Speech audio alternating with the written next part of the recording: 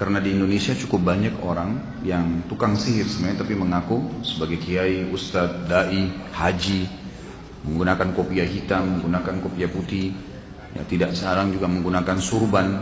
Jadi orang-orang awam tertipu dengan masalah itu. Maka ada ciri-cirinya sehingga kita bisa membedakan mana dai, mana ustadz, mana kiai yang sebenarnya, mana tukang sihir itu. Yang pertama, ciri-ciri penyihir adalah bertanya kepada pasien tentang nama ibunya. Jadi bukan nama ayah. Dan ini seringkali mereka lakukan. Sayangnya saya bilang banyak lembaga-lembaga kita mengikuti cara-cara penyihir ini. Siapa nama ibu kandung Anda? Karena dalam Islam kita tahu ajaran Allah Subhanahu wa taala, ajaran yang benar adalah menanyakan siapa nama ayah. Walaupun ayah kita orang kafir, tetap saja kita nisbatkan diri kita kepada dia. Ya. Maka menanyakan ciri pertama adalah siapa nama ibu kandungnya. Yang kedua, meminta hewan dengan kriteria tertentu. Misal ayam hitam, ayam putih, atau jenis burung-burungan. Itu didatangkan. Dan ini tidak mungkin, mustahil terjadi pada seorang ustadz atau kiai yang benar. Di jalan Allah nggak mungkin. Saya mau jawab pertanyaanmu tapi bawa kepada saya ayam putih. Itu nggak mungkin terjadi. Pernah nggak ada di sini saya minta ayam putih darinya? Hah? Atau minta kambing?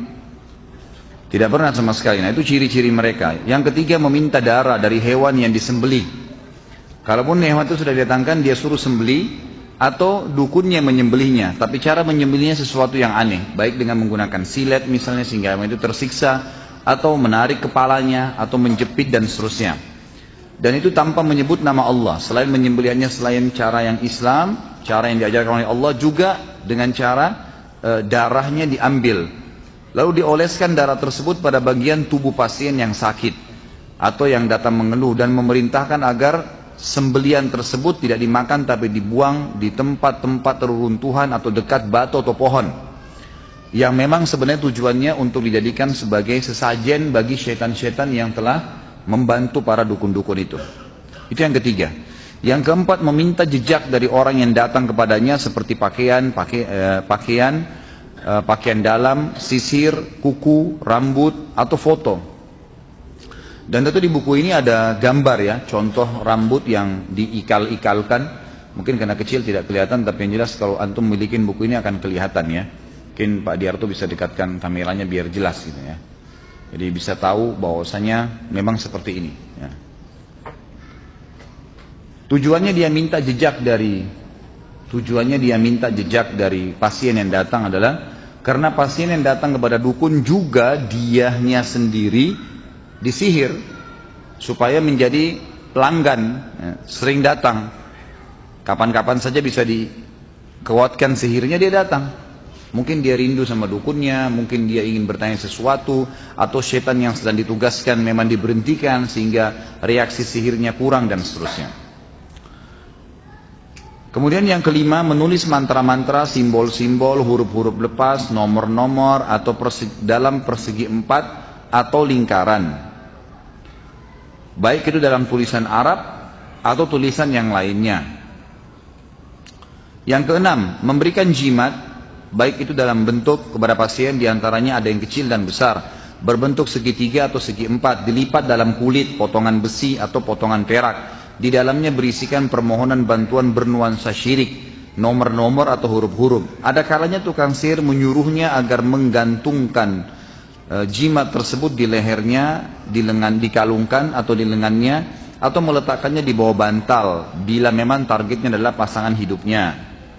Dan di sini tentu ada gambar-gambar juga. Di buku ini cukup lengkap gambar-gambarnya walaupun bukunya kecil. Contoh-contoh daripada jimat-jimat itu. Kemudian yang ketujuh, memberikan benang dari bulu binatang atau tali yang ada bundalannya atau simpul-simpulnya. Ini semua diberikan, dan ini mustahil terjadi pada seorang ustadz, nggak mungkin. Dai jalan Allah nggak mungkin kasih jimat, suruh pakai. Pokoknya cirinya kalau sudah kasih jimat, biar pakai kopiah, biar pakai apa, jangan dipercaya, udah dukun pasti.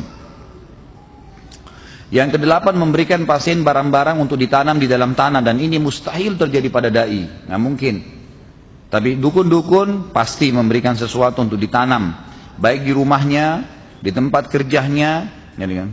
atau bahkan ditanam ke dalam tubuhnya sebagai susuk kalau kita biasanya. Yang kesembilan, memberikan pasien kertas-kertas yang bertuliskan mantra-mantra dan memberikan dupa untuk dibakar pada waktu terbenam matahari, terbit matahari atau waktu siang hari, atau dikenal dengan kailula dalam bahasa Arab. Lalu kemudian tentu dupa-dupa tersebut memang disyaratkan diberikan untuk setan-setan yang sedang bertugas pada waktu itu dari para dukun, sehingga setan mengetahui kalau si dukun dan pasien tadi patuh padanya. Yang ke-10, menuliskan untuk pasien huruf-huruf lepas pada bejana, pada piring atau keramik, atau pada potongan-potongan kayu dengan material tertentu yang bisa dicairkan, atau dengan za'faran, wangi-wangian. Lalu ia memerintahkan orang yang datang kepadanya agar mencairkan dan meminumnya. Jadi nanti dicairkan di depannya dukun, lalu dia mantra-mantrain, lalu kemudian disuruh ya meminumnya, dicairkan lalu diminum. Seringkali dukun juga meminta, maaf bahasanya, ya, darah haid dari wanita yang kemudian dari wanita yang dijadikan target oleh laki-laki tersebut, lalu kemudian disuruh laki-laki tersebut meminumnya.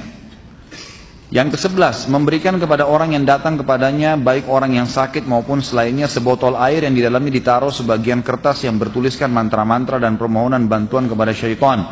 Lalu memerintahkannya agar mandi dengannya di tempat yang tidak terurus, lagi hancur, atau pekuburan yang sudah ditelantarkan. Tentu di sini ada semua gambar-gambarnya ya. Di buku ini semua lengkap, dikasih gambar, contoh-contoh gambarnya ada.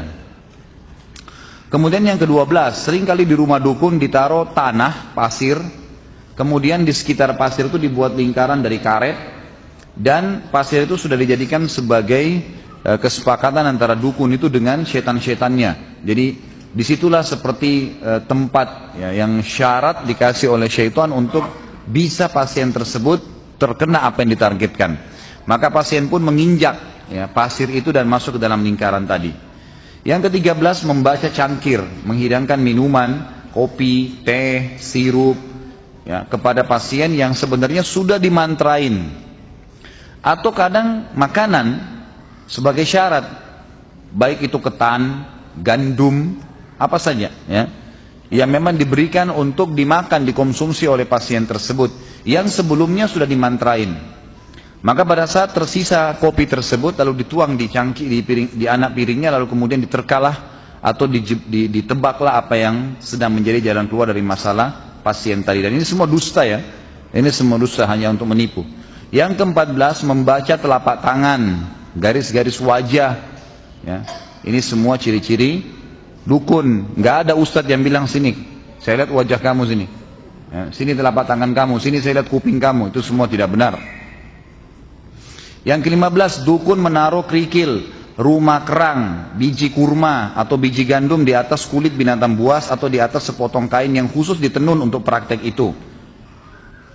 Tentu di sini juga ada foto-foto, ada 6 foto yang beliau taruh di sini, ya, diangkat. Yang ke-16, menuangkan timah yang sudah dicairkan di sebuah wadah. Jadi timah dicairkan di sebuah wadah, sengaja dicairkan lalu kemudian diletakkan di depan pasien tersebut lalu dimantra-mantrain. Ke-17, memberikan cincin yang diukir dengan sebagian simbol dan mantra dengan bahasa cincin sudah diisi atau diberikan sesuatu. Ini paling banyak di Indonesia nih, ya. Jadi jangan aneh-aneh, pakai cincin yang biasa saja gitu. Yang ke-18, menampakkan simbol pengobatan untuk menipu orang awam dan orang-orang bodoh, seperti obat-obat dokter, bacaan-bacaan yang disyariatkan. Coba amalkan misalnya ayat kursi 100 kali, coba minum obat ini dan obat itu, tapi ternyata di sisi lainnya semuanya dikemas dengan sihir. Karena ayat Al-Quran bila ditambah satu huruf atau dikeluarkan satu huruf atau ditambah bahasa daerah atau nama seseorang, sudah berubah fungsi dari Al-Quran menjadi alat sihir. Jadi misal orang baca ayat tertentu kemudian dipotong tengah-tengah lalu dimasukkan bahasa daerah atau nama orang, atau dikurangi satu huruf ditambah satu huruf, maka cukup untuk menjadi alat sihir. Ke-19, menyuruhnya agar menggantungkan kharaza. Kharaza ini manik-manik biasanya berwarna biru, atau wada'ah, rumah kerang di leher hewan tunggangan atau kendaraan atau di dalam rumahnya. Jadi ini biasanya dibuat dengan ukiran-ukiran tertentu ya. Ke-21, tukang sihir menulis ya. Al-Quran, kemudian ditetesi darah haid untuk merendahkan Al-Quran, menulis sebagian ungkapan-ungkapan syirik, simbol-simbol, permohonan batuan dan tulisan-tulisan yang keji atas Allah Subhanahu wa Ta'ala. Jadi biasanya ada ayat Al-Quran digunting oleh dukunnya, lalu dicelupin di darah haid, lalu dibilang dibungkus dengan kertas, ini simpan untuk menghina, seperti itulah. Kadang-kadang Al-Quran dibagi dua, dipotong, lalu ditaruh. Pernah kebongkar di Saudi itu, saya lihat cuplikannya, sampai Al-Quran dimasukin ke WC. Akhirnya ditangkap oleh kelompok Hizbah, ya, kelompok Hayy Amil Ma'ruf Nahi Mungkar, lalu dikeluarkan Al-Quran tersebut, lalu dicuci dengan bersih, lalu dituangin dengan minyak wangi oleh Hayy, lalu sihirnya dipenggal lehernya. 22. Tukang sihir atau dukun memberikan kepada orang yang datang kembali kepadanya benda-benda aneh, seperti telur yang bertuliskan mantra atau tulisan Arab, atau gembok yang dilipat dengan kulit dan mantra. Ini semua mustahil ada pada seorang dai atau ustadz, nggak mungkin. 23. Menyuruhnya agar membawa kulit serigala atau giginya, atau mengikatkan benang-benang hitam pada mobilnya. Semua itu termasuk ketergantungan kepada selain Allah. Seperti di sini ada gambar juga mobil truk, biasanya di spionnya besar supaya selamat dikasih kain hitam, gitu kan. Jadi ada gambar-gambar dikasih. 24. Meminta benda-benda aneh yang sulit untuk dipenuhi jika pasien tidak mampu mendatangkannya karena si dukun mau menipunya, mau mengambil uang darinya. Maka tukang sihir meminta sejumlah uang besar darinya seraya mengatakan, aku akan mendatangkannya untukmu dari Raja Jin. Di antara contohnya, meminta 11 tikus yang ditangkap pada malam pada waktu siang, atau meminta tikus yatim atau kerabuta. Ya, ini saya sebagai ustadz aja baru tahu ada tikus yatim, ya. Susah tuh kena nyari tikus yang mati ayahnya, kan. 25. Tukang sihir atau dukun mengabarkan identitas seseorang, namanya, nama ibunya, daerah asalnya, dan problem yang sedang dihadapinya yang karenanya dia datang. Jadi ternyata semua dukun itu, semua dukun, di depan rumahnya ada syaitan yang bertugas, ditugaskan sama dia. Syaitan ini setiap ada pasien datang, bekerja sama dengan korinnya orang itu, pendampingnya dari syaitan. Jadi mereka komunikasi, ini orang ada masalah apa sih? Korinnya tahu semua nih. Orang ini begini, orang ini begini, orang ini begini, lagi ada masalah rumah tangganya, lagi begini, lagi pusing dengan masalah kerjanya, lagi punya utang, dilaporin semua. Jin, syaitan yang bekerja sama dukun ini datang melapor, nih orang begini, begini, begini, begini, begini, nama orang tuanya, nama semua. Begitu masuk, kamu si fulannya, nama ayah kamu ini ya, nama ibu kamu ini ya, dan seterusnya, gitu kan? Maka ditebak semua, kau punya masalah ini kan, kau punya masalah ini kan, maka itu semua ciri-ciri dukun. Kalau ustadz mustahil tahu masalah itu, gitu kan? Kemudian 26, memberikan air kepada sebagian pasien seraya memerintahkannya agar meletakkannya di bawah cahaya bintang-bintang. Itulah yang biasa mereka sebut dengan air yang terkena cahaya bintang. Ini termasuk praktek para tukang sihir. Yang ke-27, qomat kamit dan membaca azimat dan mantra-mantra yang tidak bisa difahami maknanya. 28, ciri yang terakhir adalah menyuruh pasien agar membundali benang-benang dan tali-tali pada pohon tertentu, sehingga pasien tersebut meyakini benang itu bisa memberikan manfaat. Seperti itulah. Ini ciri semuanya dukun dan penyihir.